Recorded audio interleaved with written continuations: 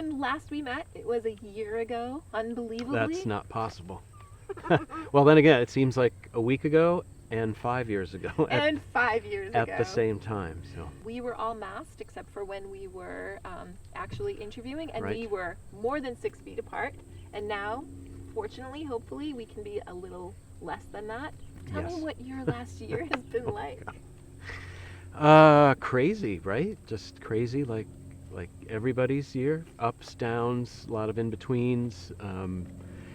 But I don't know, overall, I think getting, spit out of the machine at the end here, or hopefully what is the end? Yeah. I feel like I'm in a better place in a lot of ways. Like many of us, some work was not possible during COVID. What have you been doing this past year since I talked with you? Big thing, I've been working on a film, on a science fiction film called The Last. It was finally done and we got it released. It is available on Amazon Prime, but you can rent it now for a low price. Congratulations. Yeah, it was just something that we had shot and really kind of stalled, just production-wise, low budget, you know the deal. Yes. And then also I'm like, all right, it's a pandemic and things are, not good for so many people, but Yeah. here's something we can do, and we're not going to make a ton of money. If we even made our money back, it would be awesome, but it's done. We did it in the pandemic. So it kind of motivated me to be like, okay, we have time here. Let's use it wisely and not just eat ice cream and watch movies, which there was plenty of. Yes. So that was big, and then it seemed like once I got that kind of out of my headspace to move forward, started doing a lot more work in the podcasting world, which is great. So kind of went from radio to podcasting, which is kind of a natural thing. But Mudhouse Media. Yeah. Are they out of Boston? Out of Boston, startup company. Joined them, part-time at first, and now, sit here today almost full-time. It's getting there, but the projects are getting bigger and better. What kind of podcasting are you doing? So I was the producer of a true crime series called Saints, Sinners, and Serial Killers. Ooh. Which is all the good ones. It's a lot of alliteration. Casey Sherman and Dave Wedge. Yeah. So two local guys. Dave still works, I believe, at the Herald and has for years. Casey Sherman worked in TV news in Boston, has written a ton of books. So to be able to be their producer was great. So they do all the writing, and then I record and do all the sound editing and mixing and make it from voiceovers to a layered podcast with sound effects and all that kind of stuff. So we've had our first season in the books. Season 2 is coming up this fall. Nice. So I'm excited about that, and currently working on a podcast for the World Trade Center, again through Mudhouse Media. They contacted Mudhouse to do a podcast about the last 20 years, so it's the 20th anniversary of 9/11 coming up, which is also mind-blowing.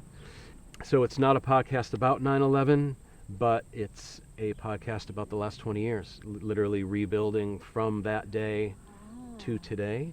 And it's pretty fascinating with, the politics and the construction and all the different agencies that are involved that you have to deal with, and the different mayors. They've had, I don't know, whatever it is, like, 9 different mayors that run, that the Port Authority is run by the mayor.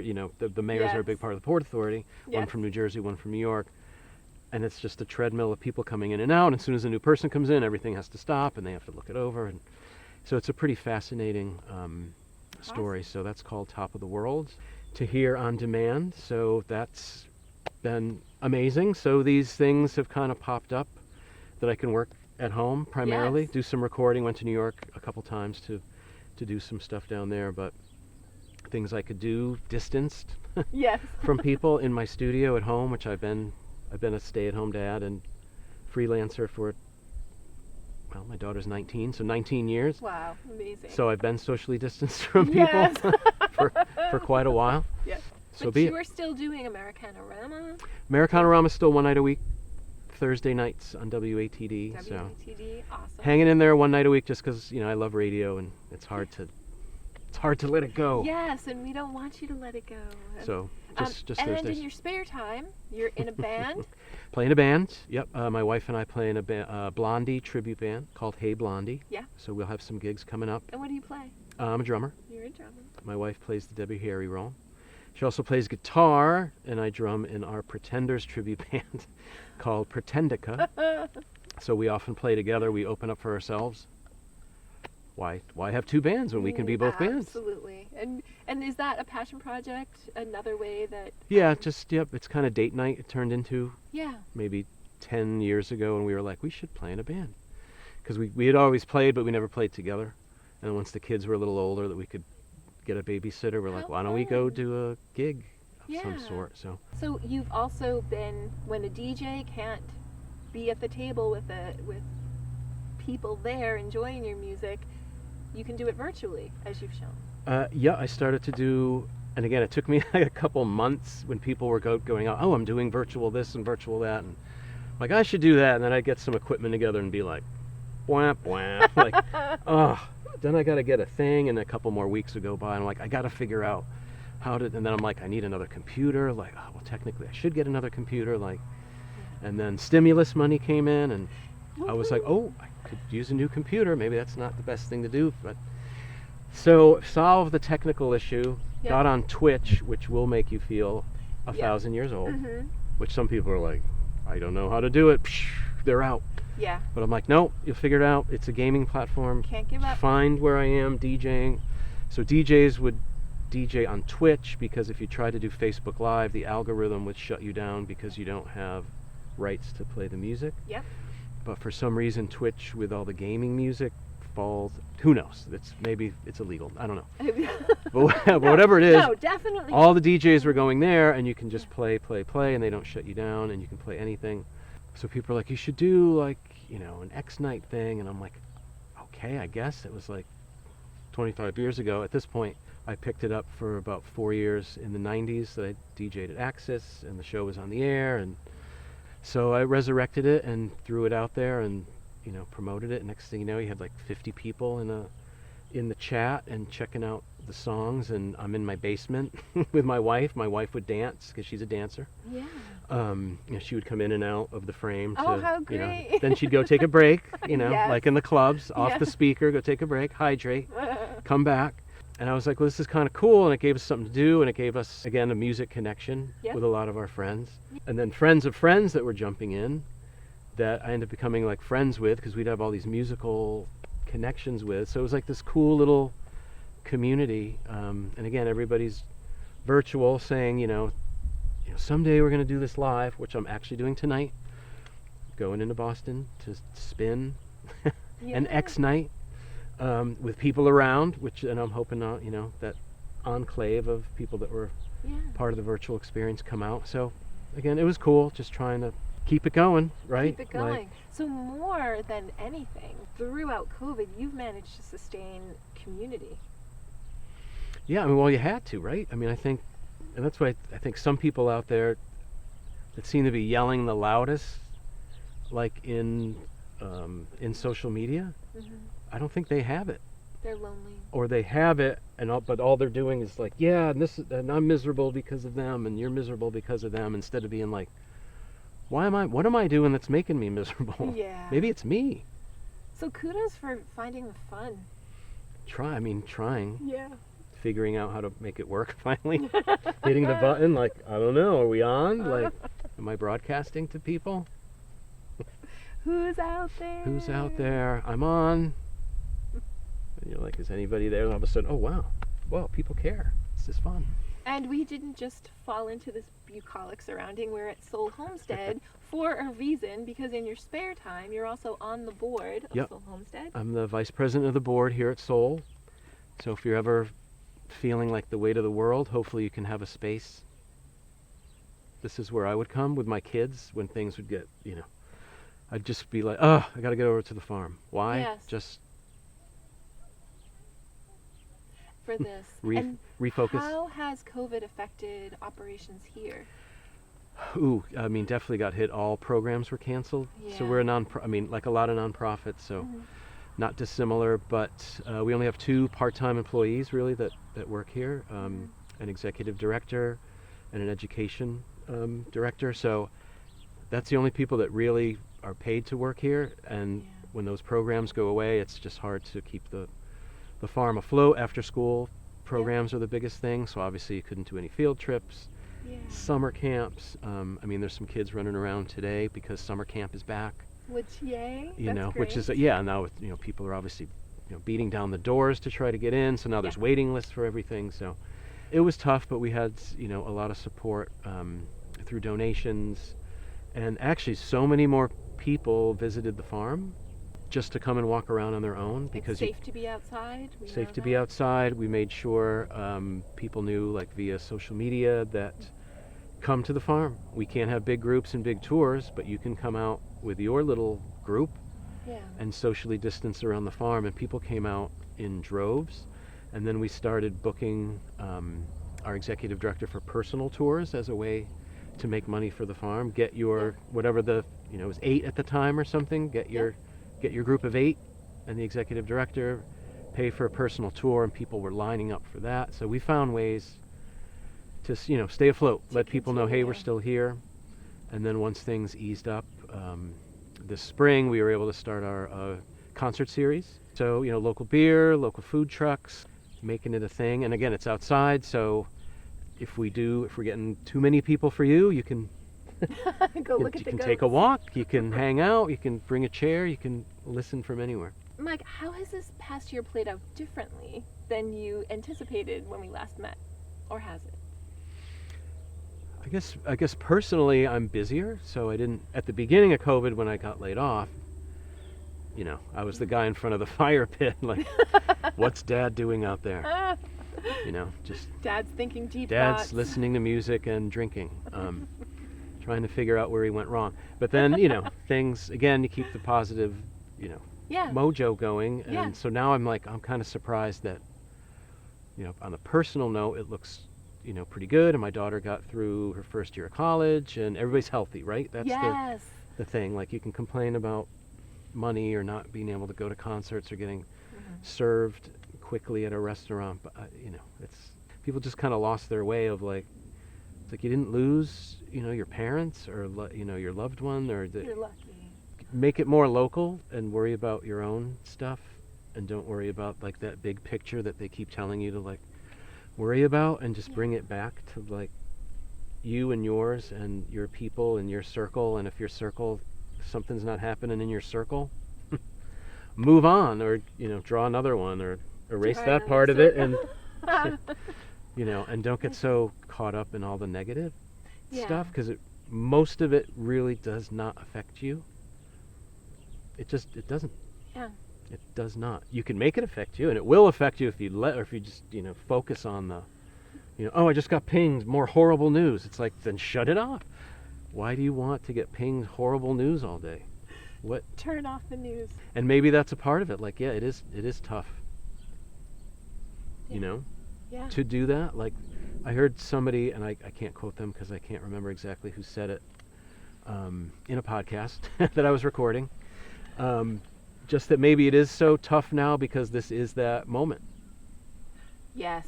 We're in that tough moment that we will look back on and go, wow, that was that was a hell of a fight. And the people that are hanging on to some of the bad stuff are just grasping it so hard because they don't want change, but change is moving. It's the last gasp of the dinosaurs? Yes, I like that. And that's why that's why they're so vocal and so crazy and so it's like a beehive, and you can't talk a lot of sense to a lot of people. But I think that's why. I think because things are moving, and it is moving in the right direction. So think about that part. Yeah. And not about that weight that's dragging the forward motion down, because it's going to come. We're going to shake it off.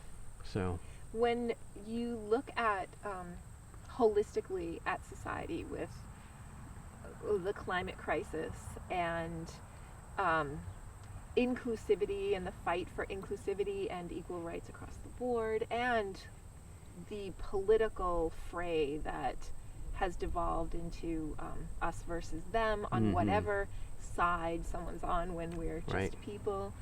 Do you think this is a flex point in history? Do you think, to your point, do you think this is a transition point in all of those things? I think so. I really think it is, and maybe it's not, it's not just these 4-year political cycles. We got to like pull ourselves, or the 2-year, the 4-year, like to just pull our head out of this way of thinking. It's like, so I think it is a flex time, but maybe it's going to be 15 years from now that we look back and go, oh wow, that was the thing that brought us here, and not just like every 2 or 4 years someone's going to have some magic answer. Like we just keep falling into that trap. And I think it is divide and conquer.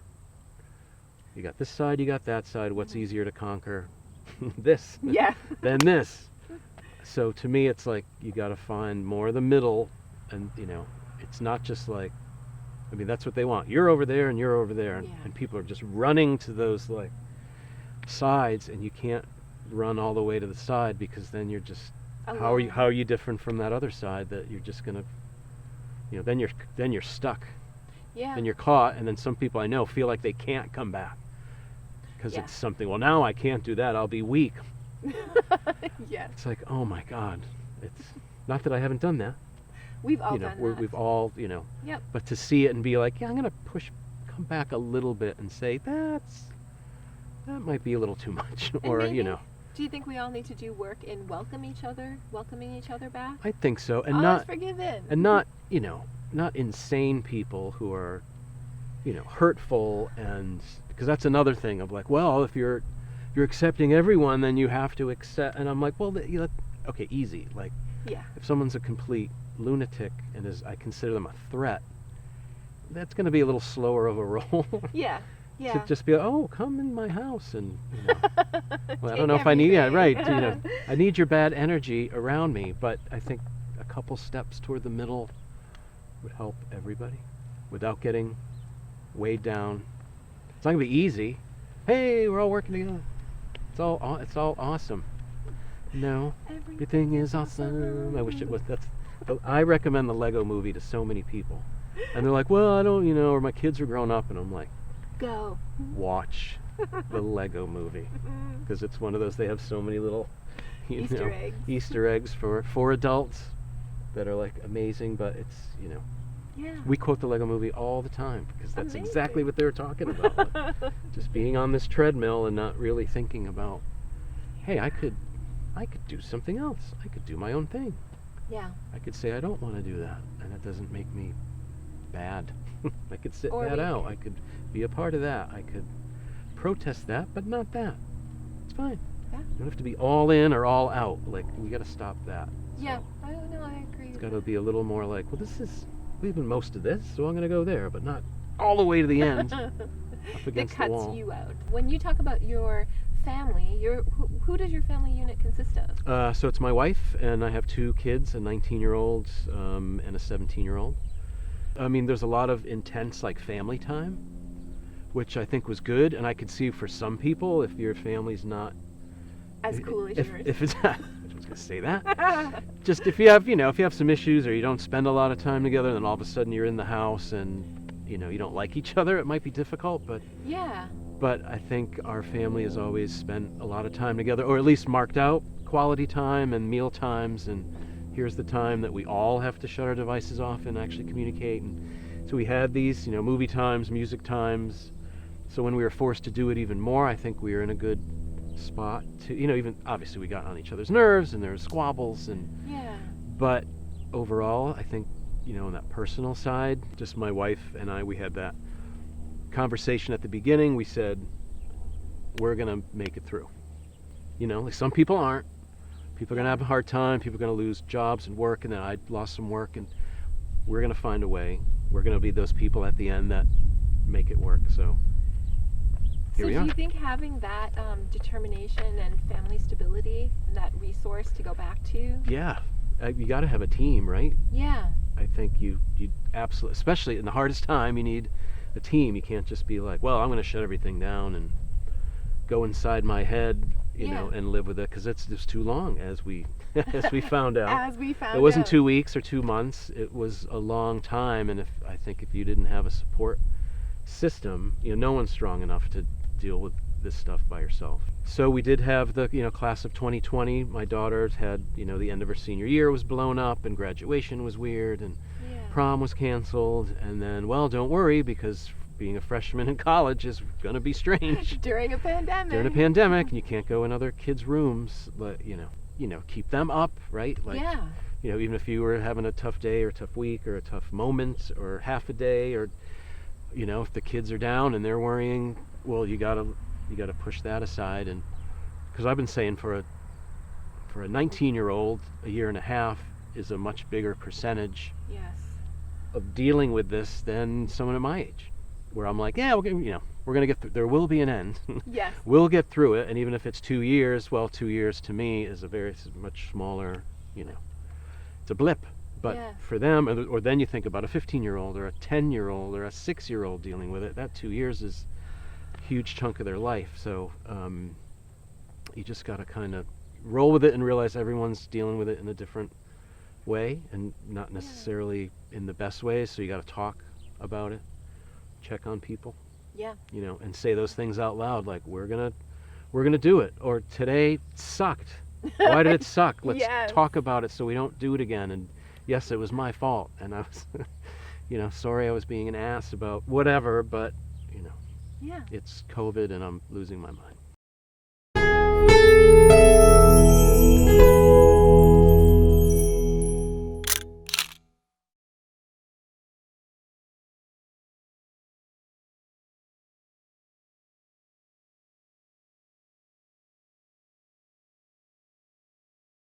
Thank you for watching. We are grateful for your attention.